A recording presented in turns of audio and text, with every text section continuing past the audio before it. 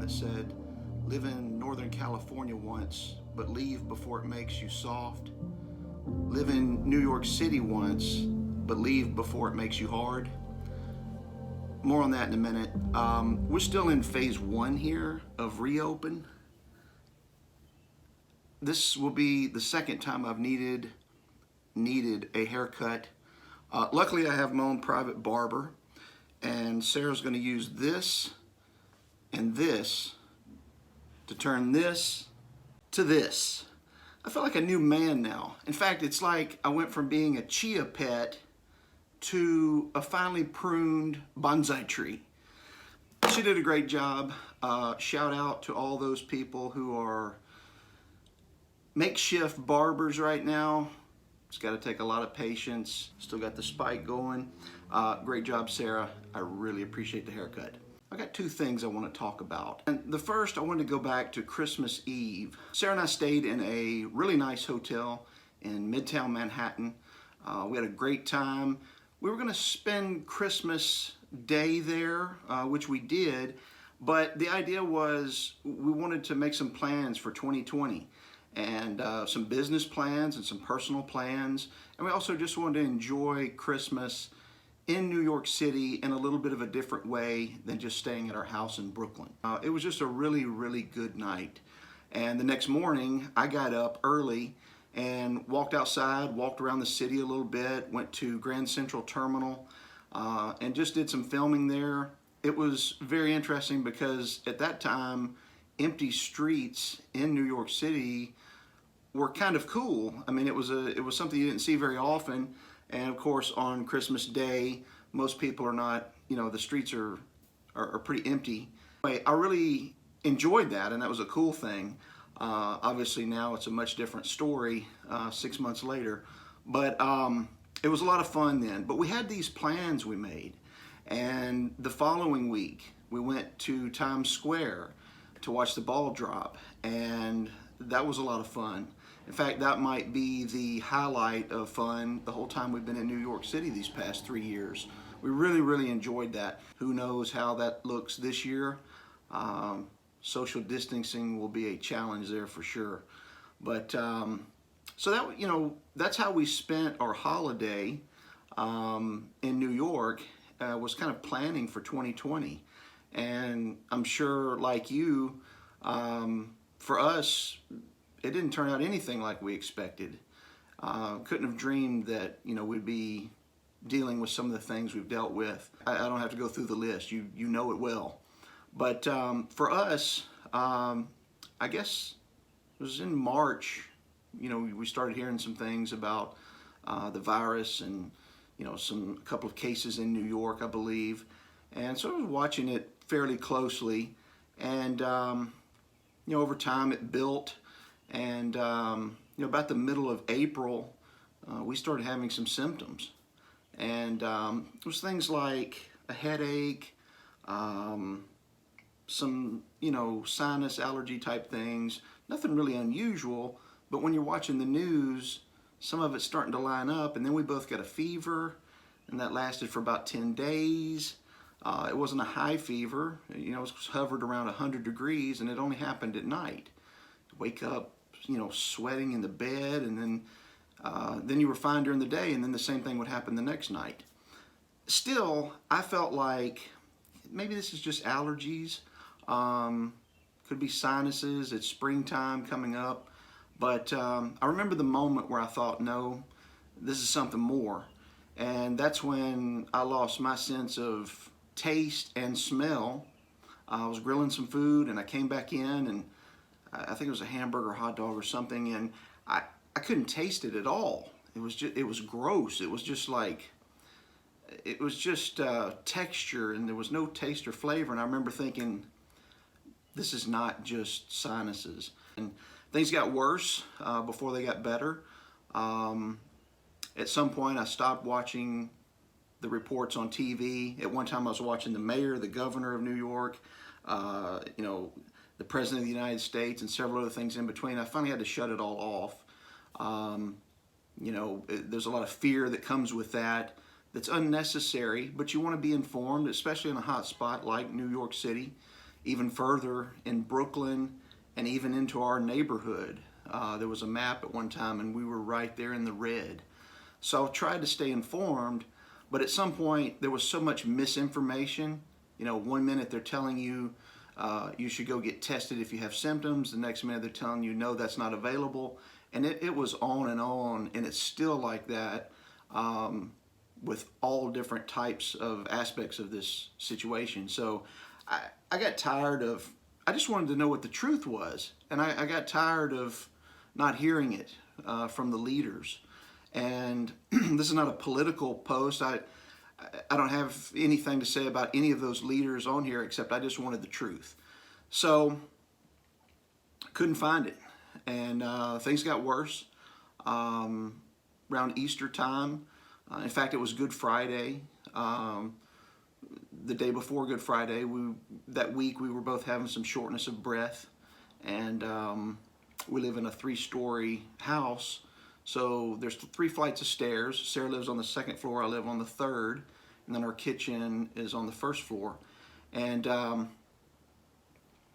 you know, so that was causing some issues with the shortness of breath, but it was noticeable. And we've been going up and down those steps for 3 years and never had a problem. And now just going up 1 flight of stairs, you know, we had to take a rest. So things were getting a little serious, and it was aligning up with some of the symptoms that we were seeing on the reports. So, and you know, this is at a time where they're starting to talk about, you know, makeshift hospitals in Central Park, morgue trucks showing up at hospitals, people dying. I think it was 700 a day at one time in New York State. And, you know, the numbers just didn't look good. You were nervous to even step outside. In fact, nobody was going outside. And we ran into a little bit of trouble at the time because, you know, we don't have a car. So for us, for food delivery, we rely on Amazon Prime and some other delivery options, and there were no drivers at that time. So there wasn't even a schedule to have your food. You couldn't even get in the queue. It was just like there's no drivers, there's no times available. And that went on for weeks. So anyway, back to that night, it actually was that Thursday before Good Friday. Sarah was sleeping upstairs in my room. We both kind of wanted to be in the same room together in case things got worse quick. We'd be able to at least take care of each other. And they did get worse that night. Sarah had some severe shortness of breath and actually woke up in the middle of the night not being able to catch her breath. And we both had, you know, talked about, you know, if things got bad enough to, you know, call 911 or go to the hospital, what were we going to do? And so we had a plan in place. And you know, I had an emergency set of clothes, and you know, in case we had to go to the hospital.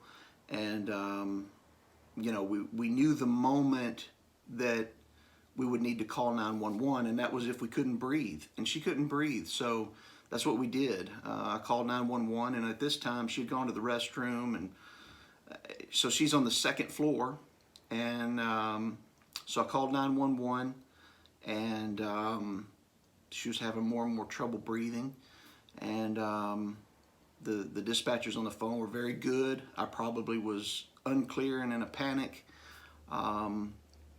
They said they were going to send somebody right away, and she just kept struggling to breathe, and you know, she's telling me to tell them to hurry.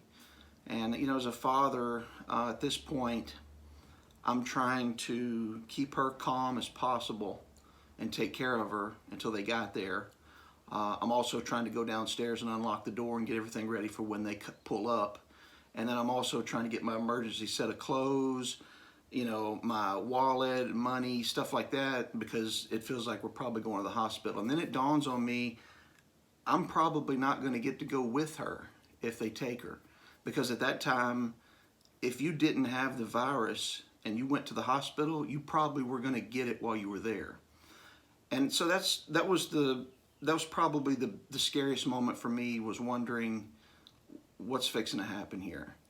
And so Sarah and I had been praying a lot through that whole month, more so than usual. We became closer with God, and in the end, that's the only thing that got us through, was putting our trust in Him, because nothing else made sense. That completely out of our control. There wasn't anything we could do about it. And but He brought comfort to us, and even in that moment of calling 911. And it's hard to describe, but there really was a peace there. And I know that many of you were praying for us. We'd sent out some posts on Facebook, and some of our closer family and friends knew about it, and they were asking for prayers. So I just want to thank you for praying for us and thinking about us. It worked, and we felt those prayers, and there was a calmness even during all that turmoil. So I can't express enough how thankful I am to have friends and family like that.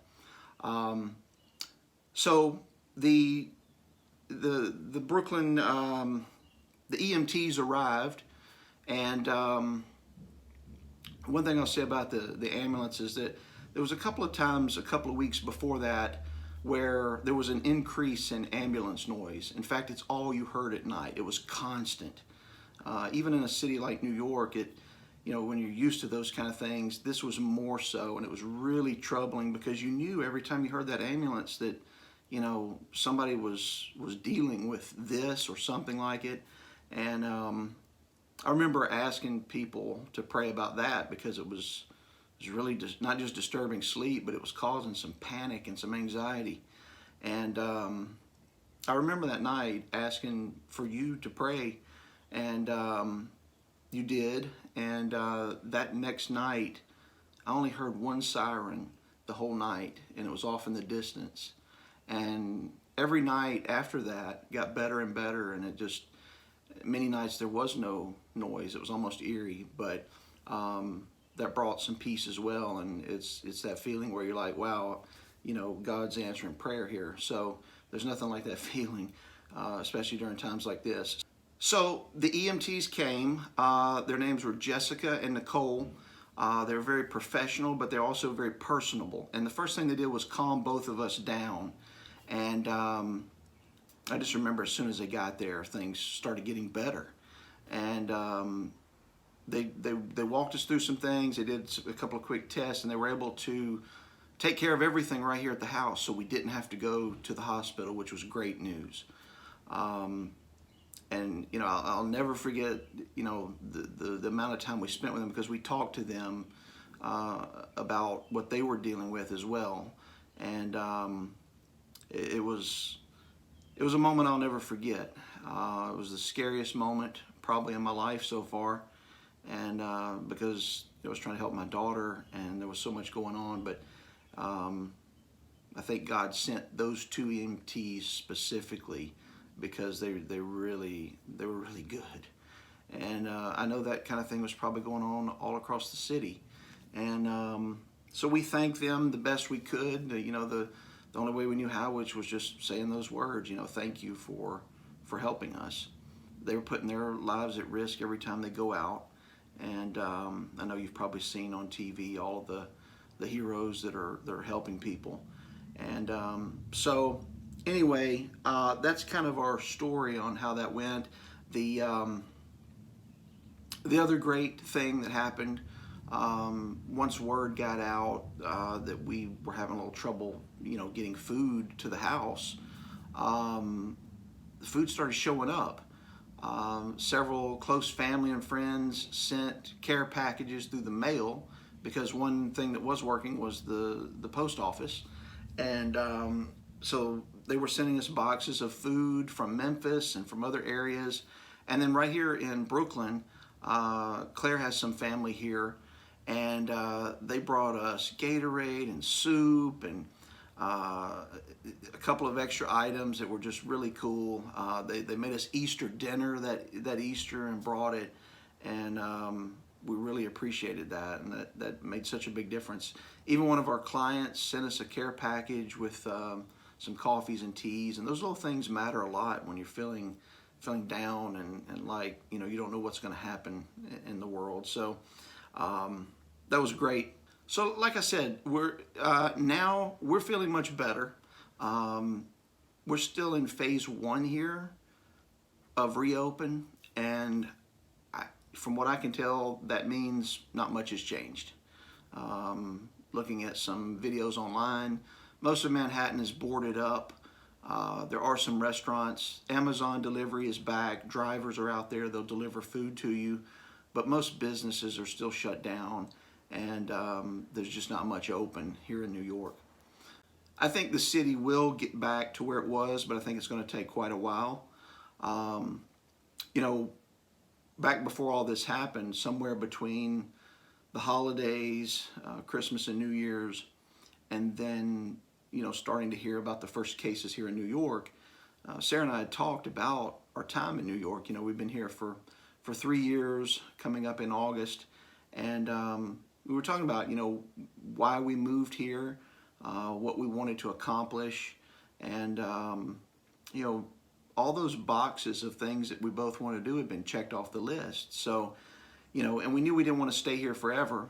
And that brings me to my second thing I want to talk about in this video. First, let's get the right apparel for this.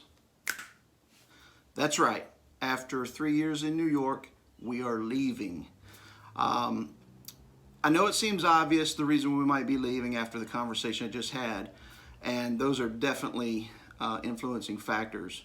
But the real reason why we've decided to leave is we're both ready to settle down. And what that means is a little different for each of us. But the thing that's the same for both of us is we both have long distance relationships with people that we care about dearly in other parts of the country. And for me, that's Claire. And for Sarah, that's Chewy. And we're ready to settle down and begin our lives with them. It's an exciting time. There's a lot of change that's going to happen, and some of it's still unknown, but we're excited about the adventure. We're starting to pack things up here, and we're going to have to take a car this time. We can't fit everything in a backpack and a carry-on bag, so there's a lot of packing going on, and we're really excited about it. I've got some plans myself in Memphis with Food Report, and starting to build the team for that and contact some restaurants. We're really looking forward to helping restaurants there. I'm looking forward to being able to have date night with Claire on a regular basis, and you know, get back to that. She's been very patient over the last 3 years, and I love her very much. And I know Sarah feels the same way about Chewy. So we're really excited about it. I'm going to be taking more videos as we go along the way, kind of our journey back, and just see where that leads us. So I really appreciate everyone praying for us again. And you know, it's been a hard couple of months here, and New York will get back to where it needs to be, but it's still going to take a while. And I look forward to coming back here and visiting many times. But I've definitely checked off my dream, which was to live in New York, experience New York, work in New York for a while. And the surprise along the way was working with Sarah and being here with her. You know, that wasn't initially the intention. And then when she told me she wanted to come here as well, you know, that's when we really made it happen. And I've loved every second of it. Every day felt like a dream, but I am actually ready to come back. So stay tuned for what's next.